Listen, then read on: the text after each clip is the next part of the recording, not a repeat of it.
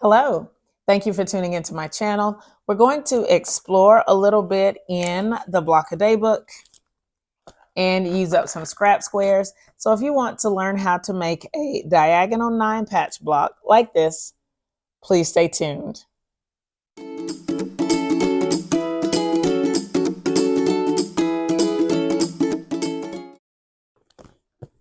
I'm very excited about sharing this block today. This is from the Block a Day book, and I went looking for a pattern or a block for some of these squares that I have. And I was specifically worried about my 5-inch squares because they look like this right now. I have a large stack of color squares and very few neutral squares. So I want to get these down just a little bit. And so I pulled a block that hopefully can do that. But I'm not going to make a full quilt. It's just an idea from the book. So this block that we're going to do right now is called the Diagonal 9 Patch. And you can see it here where there are actually 9 squares. And then it's 3 of each color.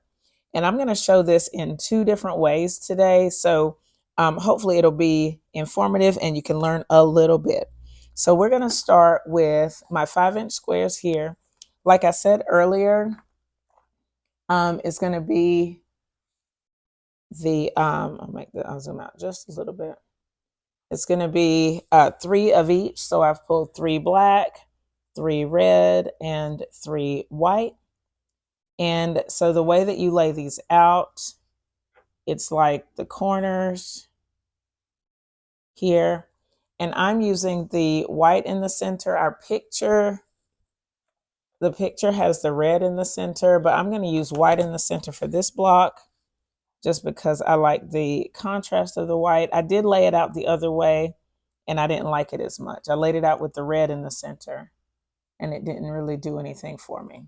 Oh, I wonder if I try the black in the center. Let's just look at it. And I'm sorry I hit the tripod. And I'm trying to make this video quickly, but we'll just see.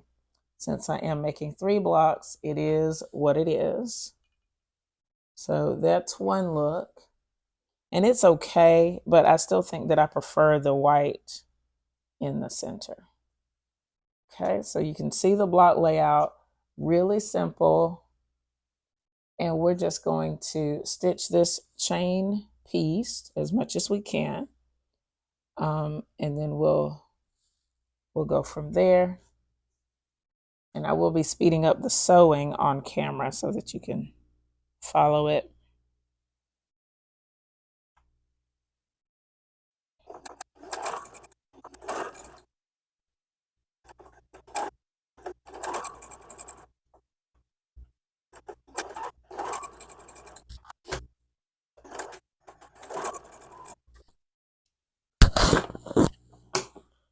For the pressing for this, I'm actually going to press away from the white. So my top row is going to be, those seams are going to be pressed in.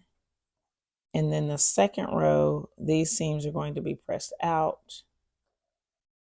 And then the bottom row, the seams are going to be pressed in because that way they will be away from the white.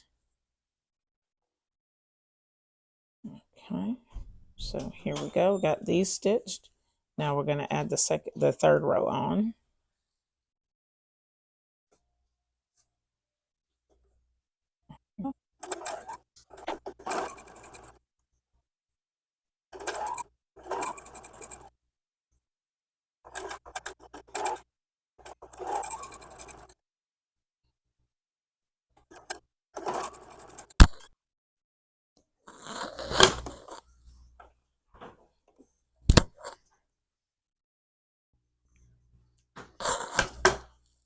All right, now this row is stitched, so we'll do the seam pressing. Again, the top row we're going to press in. For the red and the black, it doesn't really matter, but for where there's the white fabric, that's where it matters. Second row is pressed out because it'll be going away from the white. And then the bottom row will press in away from the white. Okay. So next we will stitch the rows together. I'm going to flip top row down. and I will nest the seams as I go. Hopefully they will nest nicely.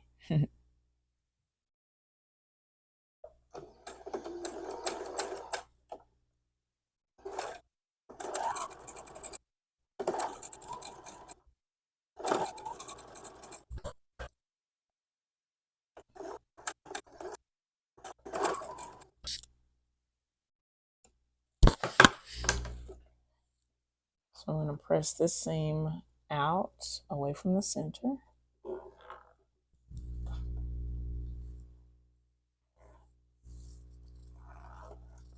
And then we'll stitch or put bottom up to the middle, and we'll do the same thing.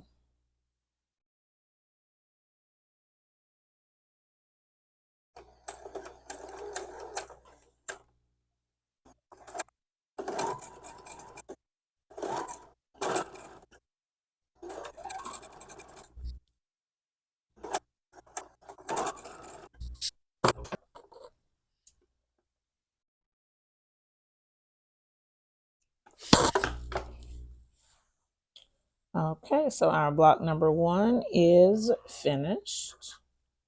And now I'm going to do the same process with the 2.5-inch squares. So here it is. This is block 1. So cute. And I will press them all at the same time for our final look.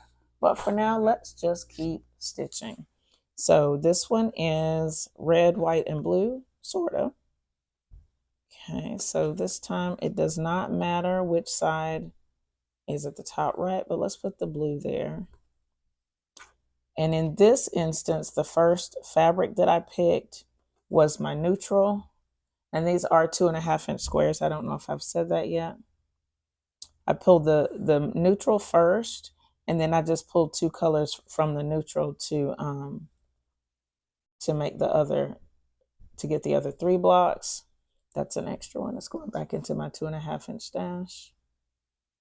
And we will do the same process for this block.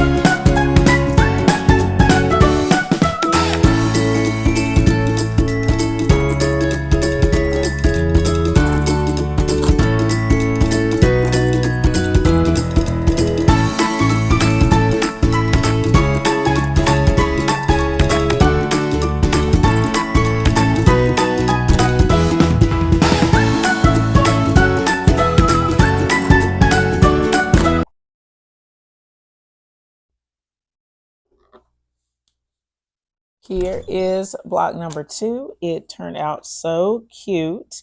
I really like the way that this has come together.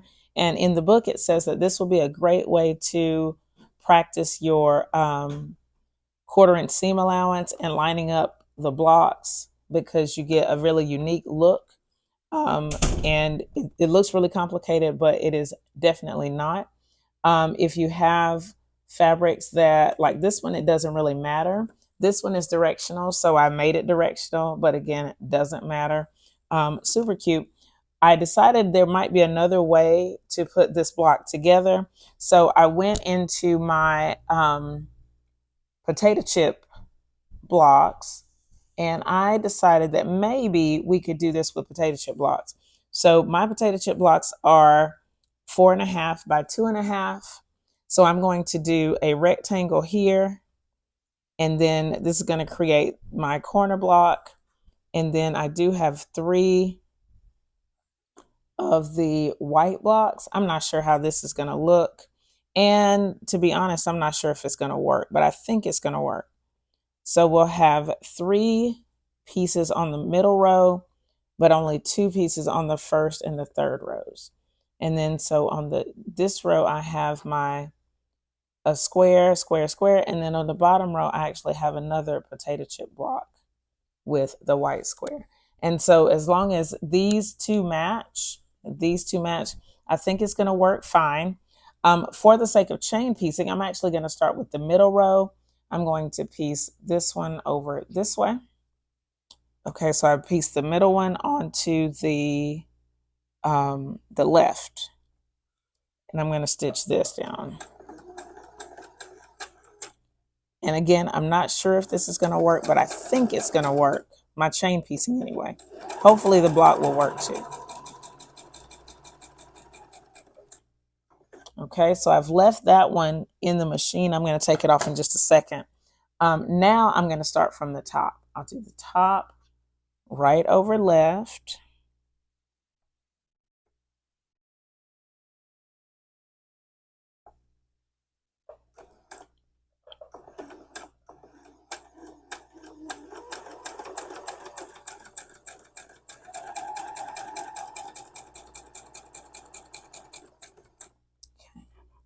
Now I'm going to take this middle one off, and I'm going to finger press it here. This seam is going to go out. These middle seams are still going to go out. And now I'll put that last square on, because now our rows are going to be in order. So hopefully it'll work.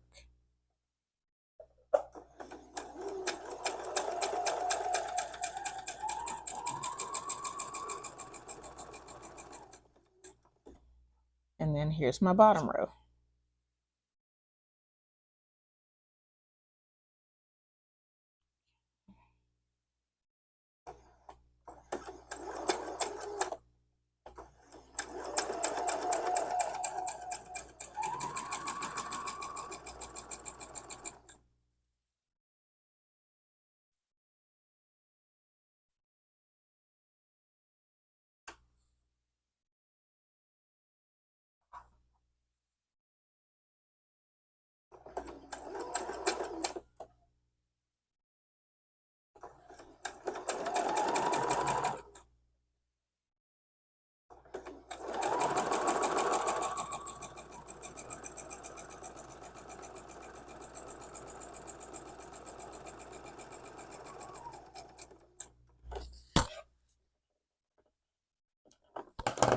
Okay, so now we have the entire thing pieced together.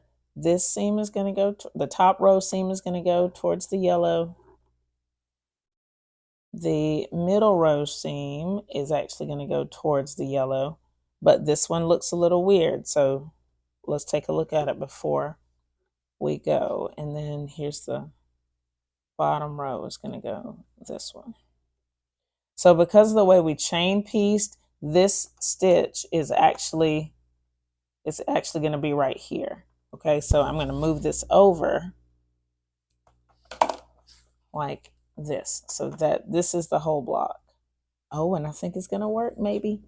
All right, so first we're going to flip first row down to the second row.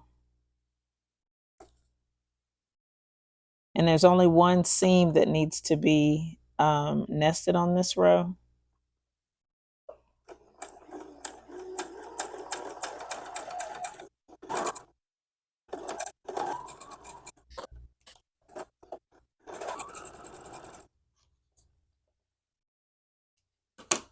Okay, and again, pressing these seams to the outside of the block.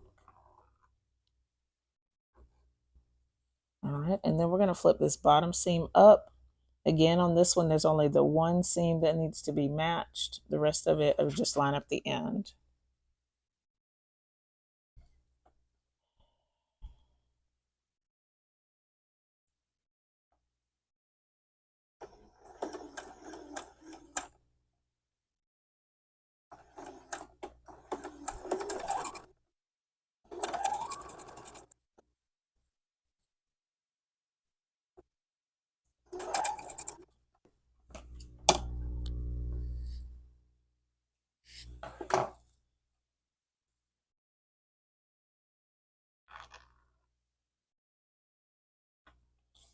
All right, so here is our completed block with the potato chip blocks and the squares. So now I need to get everything pressed and we'll get a final look at them.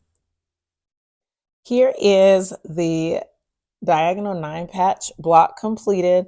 This is my 5-inch squares. They have been stitched and pressed. You can see hopefully the seams pressed in and out and in. They're nesting there. So this is the 5-inch squares. And then I've also done it in the 2.5-inch squares. So this is my block with the 2.5-inch squares. And it's exactly the same, really cute. And this block is super easy to put together. It's a great use of scraps. I think it's going to be awesome. And then this is the one with the potato chip block. I felt like the squares were a little bit more accurate, like they came together nicely. But when I put these on top of each other, they're still about the same size. But I think that this one will need to be squared up just a little bit more than the one with squares only, but still really nice blocks.